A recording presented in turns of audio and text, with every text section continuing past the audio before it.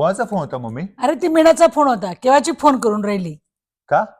अरे माझ्या मैत्रिणी सगळ्या फिरायला चालल्या ना, तर मला खूप फोर्स करून राहिल्या, पण मला काही जायचं नाही. का?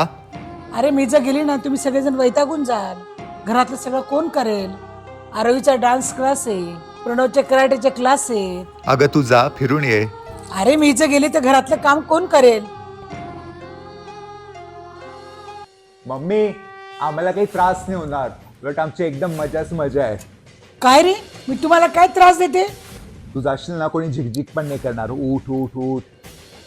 आम्ही तर एकदम सकाळी लेट उठू, आरामात. जेवढा टीव्ही बघायचा तेवढा आम्ही टीव्ही पण बघू. रोज काय तू त्याच भाज्या बनवते. मेथीची भाजी, शेपूची भाजी, मेथीची भाजी, शेपूची भाजी. जे खायचं ते आम्ही ऑर्डर करून खाऊ ना. उलट तू जाशील ना तर घरात शांती राहील. जा तू.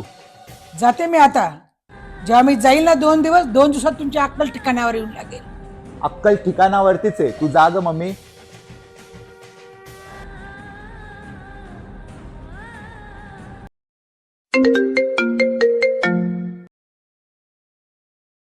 बोल मावशी. विकी, आता ताईचा फोन आला होता. असं बोलता ताईशी? अगं मावशी, जर मी मम्मीला असं नाही बोललो ना तर ती कधीच नाही जाणार. ती आमचा विचार करत राहील. तिला वाटेल की ती गेल्यावरती घरातलं सर्व काम कोण करेल, म्हणून मी तिला असं बोललो. ती जाईल तर तिला तेवढाच चेंज मिळेल.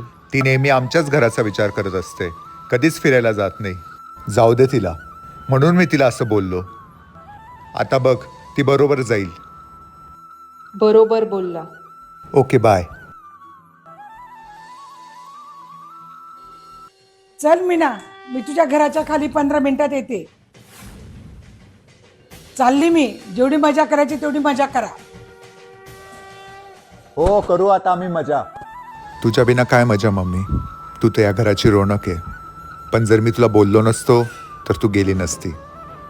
घराच्या कामांमध्ये तू एवढी अडकली की स्वतःसाठी जगायचंच विसरली आहे. तुला पण ते एक ब्रेक मिळायला पाहिजे. जा मम्मी, एन्जॉय कर.